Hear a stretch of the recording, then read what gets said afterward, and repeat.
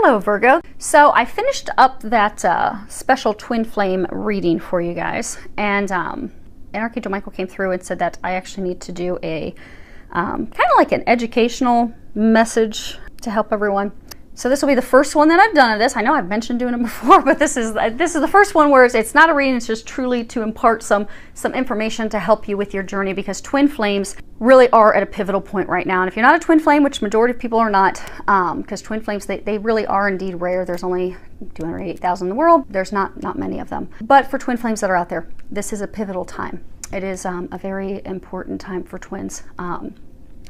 Union is upon us, union is starting to occur, but there are some things that, because we are in the midst of our timeline. Twin flames are, so there is a timeline. Most of us will actually be in union. The schedule is to have everybody, or, there's going to be some outliers, but in order for that to occur, there's a bunch of healing that has to happen. But for others, everybody has a different timeline. It's not going to happen at the same time for everybody. And that's because we all have different things that we're learning, different things that we're developing, growing, healing, releasing. But one of the things that's a block, in that video I mentioned that things are not what they seem in your union, and that many twin flame unions will have a third party involved in their union. But it's not what you think, more times than not. It's not what you think. Typically these are situations where it's a lover, a partner, a spouse, ex-spouse. But a lot of times it's a partner that it's like an ex, but they keep bouncing back to that person. And what tends to happen is, now these are the norms, there are going to be things outside the norm, but typically what happens, if there is a third party involved, he will continue to go back to this ex, this person of his, and can't seem to break the ties with that person. Well, meanwhile, the divine feminine's like, what in the world? He's a cheater, he's lying, he's deceiving me. Well, not lying, because he won't come right out and lie. He just won't share the details of what's going on. But he'll just keep disappearing and keep going back to this person. And it doesn't make sense. But what I found with all my clients and my own experiences is that things really are not what they seem. What you'll find, and not what they seem, in a couple different areas. So there's like the physical area. So you may find, once you do come into union, that, he was physically stuck in a contract with her. Maybe they shared property, or they had a shared business. For some, there's like shared estates. Like a family member had passed and there was a shared estate, but he had to continue to play nice and be in this agreement to get his portion of the estate. But there's truly a contract, a binding contract that kept him stuck.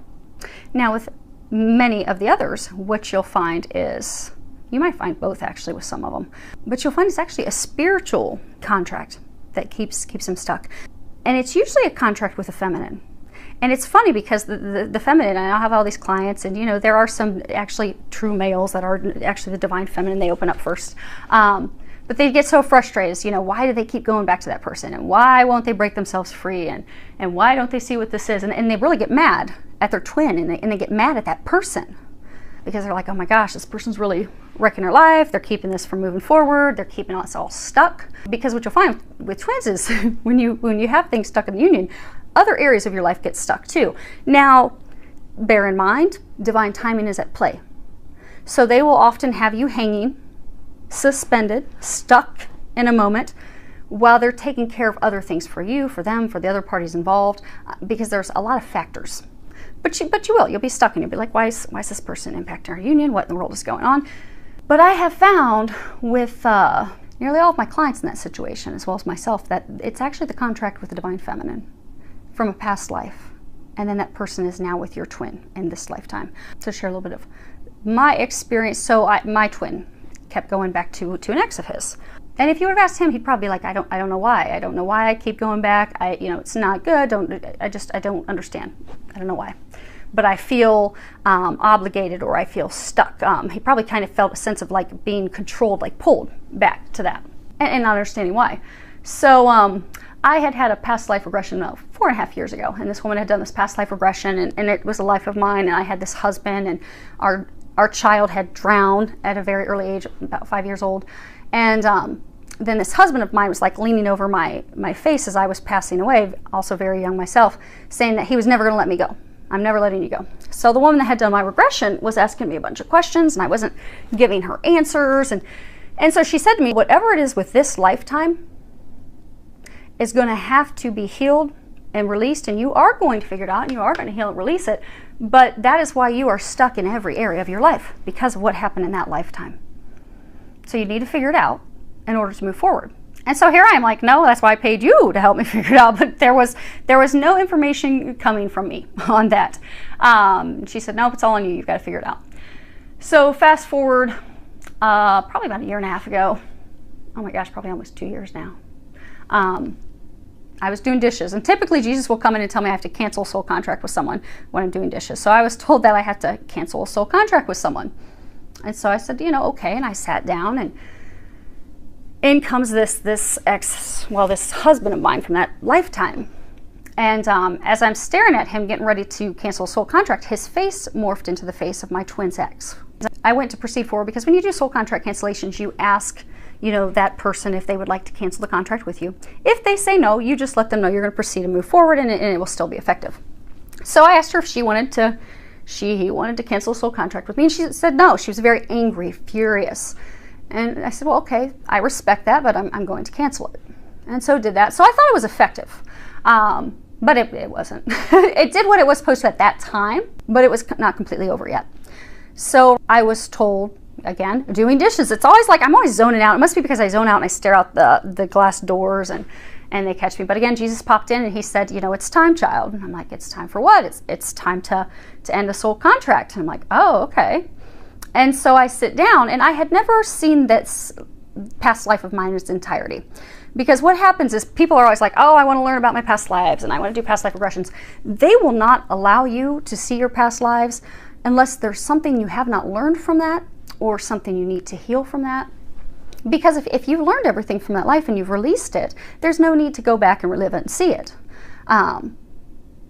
But they will bring those lifetime experiences to you if you have not healed them at the moment that it is time for you to heal and release it in order to move forward. So I sit down, and they finally show me this past life in its entirety.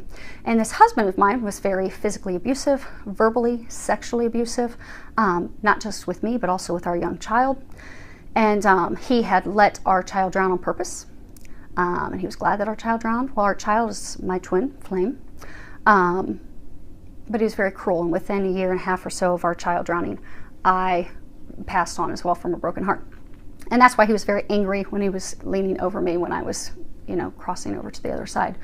So fast forward, that husband of my lifetime, our child, which is my twin, that he let drown, is now his ex in this lifetime. And it's not her. It's this dark thing. So they finish showing me this lifetime, and then they bring my twin in, and I can always tell there's going to be something dark when I've got Jesus on one side and Archangel Michael on the other, because at that point I had started doing depossessions. And so I was asking them, after it was all done, why did you guys let me think that this was effective when we did this, a year and a half earlier? And they're like, well, because you were not yet ready to handle something this dark. But now you're ready. And I saw why, because they brought in my twin, and then they brought her in, which was the husband. And same thing, I got to see this husband of that lifetime morphed into her and all of her features, but then I got to see this demonic reptilian thing that was possessing her, that was controlling him, controlling me, that past lifetime and this lifetime. So I had to do a depossession, because it wasn't her. I mean, typically if someone has a lot of anger and things, it's because there's something possessing them, something inside of them that's doing that, because we are made in the likeness of God. We are of love. So if it's not of love, there's something else causing that for that person. And once the depossession was done, I went over to help her up. She didn't know who I was. She didn't know who he was. Let her know that we love you. We're old friends. We're here to help. Asked her if she would be willing to cancel the soul contract with us. She was very amicable. She's like, well, yeah, let's do that. And so we finally canceled the soul contract. And at that point, Jesus said, it's finally over. It's finally done.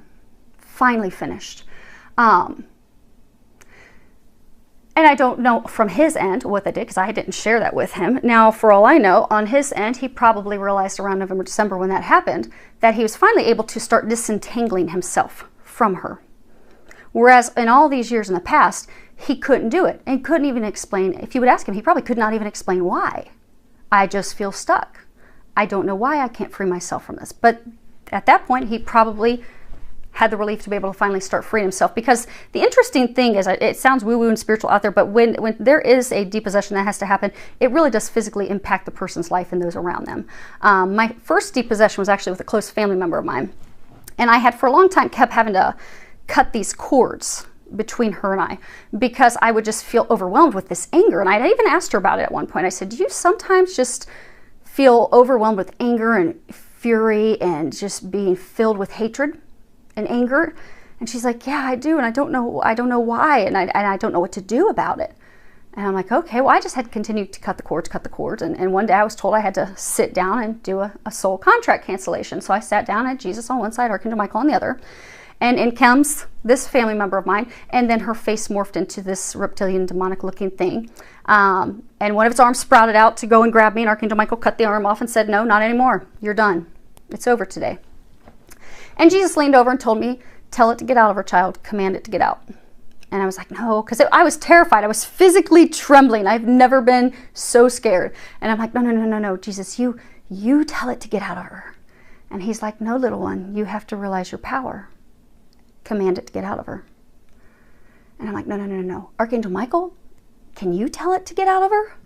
And he's like, no, little one, it's your time. You have to do this. I'm like, okay. And so commanded it to get out. It was probably the weakest sounding command ever, but it worked. It was effective. It got out of her. I did not tell this family member of mine that until a few months later. We were talking. I asked her, how are you feeling? How have you been doing? And she's like, good. And I said, well, that anger that you were having, are you still having that anger? And she's like, no, I'm not. It's like completely gone.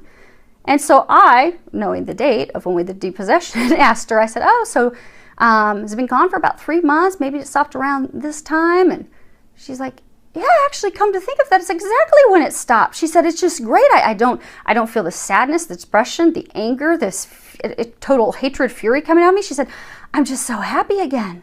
I feel amazing. I don't even know why. So these things sound spiritual when we went out there, but they really do physically manifest in our lives. So with that being said, things are not what they seem with your twin. So if you are in a love triangle with your twin and they continuously go back to someone, please know that there's something spiritual to that. There's a lesson that they're needing to learn. There's a lesson that you're needing to learn. It's likely a soul contract between you and that person. It could be a contract between them. Now, what I've seen with most of my clients, it's a contract between the Divine Feminine. Because with this twin flame journey, it's the Divine Feminine that starts to give birth to this union, to start to do the work. So a lot of this stuff stems with contracts with the Divine Feminine. But what you'll also find with twin flames is one or both of them is going to have someone, a family member, a close friend, a lover, an ex, that is possessed by something demonic, typically. Because there's a spiritual war going on. And the dark do not want twins, which we are here embodying love. That's what it is. We are God's love incarnate. There's a spiritual war going on. Dark does not want that love to be spread. So they will attach to your loved ones to try and stop that from happening. So you will find that. So with that being said, things are not what they seem. So if you're in a love triangle, work on overcoming the fear, and because bottom line, it all stems down to fear. You're fearful that this person is going to keep you from coming to union with your beloved. So you will experience anger and jealousy and sadness and frustration, and oftentimes that is pegged on that person that your twin keeps going back to. But it's not them. It's really a lesson. It's something you may need help. You may need a professional healer to help you and assist you with that. But if you're not to that point and you're not being guided to do those things yet, at least be able to overcome those emotions and come from a place of unconditional love and understanding, and know that this is, when the time is right, you will discover what that lesson is. That is to free the two of you from that when the time is right. And send that person's, whoever they have that soul contract with, send that person love, because they are helping you grow. They're helping your twin grow. It may not seem like it the way it's physically manifesting, that this person keeps going back to them, that you love and want to be with, but they are a soulmate of his and yours. Because soulmates, you know, soulmates are across the board. You can have soulmates that are lovers, family members, friends, but you also have soulmates that their purpose truly is to come into your life and turn it upside down and cause you a lot of turbulence and heartache and challenges, but that's with the intent that the agreement you made on the other side was so that it would help you grow and evolve. And if the person is, if it is something where there is a possession, something that needs to be removed, something that's attached to them, it's not that person that's making them act that way, that's got everyone stuck. It's not that person. That person's loved too. So just keep that in mind. So if you're stuck in a love triangle, just keep that in mind. Come from a place of love. Try to overcome those feelings, those emotions, because things truly are not what they seem. And along your journey, you'll be given the steps, and that's why it's very important to listen to the steps that you're being guided. And if you don't hear Jesus and Angels chat, because we all have different clair skills, different psychic skills. Some of us are seers, some of us are knowers. True twin flames, you're going to have a strong psychic gift. Mine is hearing. I hear them chat all day long. But you may be a seer. So maybe you're getting images of what your next step is. You may not be ready yet to remove from this triangle. Because they may be wanting you to focus on opening up maybe your spiritual gifts so you can do a spiritual practice at some point. Or maybe they're trying to get you physically relocated. They're trying to get you to move. So they're not having your focus on this connection, this union yet, because it's more important for them to have you doing something else. So whatever signs they're giving you, act on those signs. Take those steps, because that's the perfect thing that you're supposed to be doing at that moment. Because it's kind of like a puzzle. All the pieces have to fall in. Kind of like with that soul contract cancellation. I thought it was done a couple years ago. No, that was just the little part that had to be done then. And whatever it was doing, because it obviously wasn't, well, from my knowing, it was not impacting me, but it was doing something to help him. But it wasn't complete. But they will have you do what is meant to happen at that time to put that puzzle piece in. So things will fall in as they're perfectly timed, as they're perfectly meant to. All you need to do is follow the steps and really truly come from a place of unconditional love, knowing that if there really is a love triangle, things really aren't what they seem. It's going to be okay when the time is right, and just keep praying and asking for the guidance. So I hope that helps all of you. Filled with a lot of love, joy, and blessings.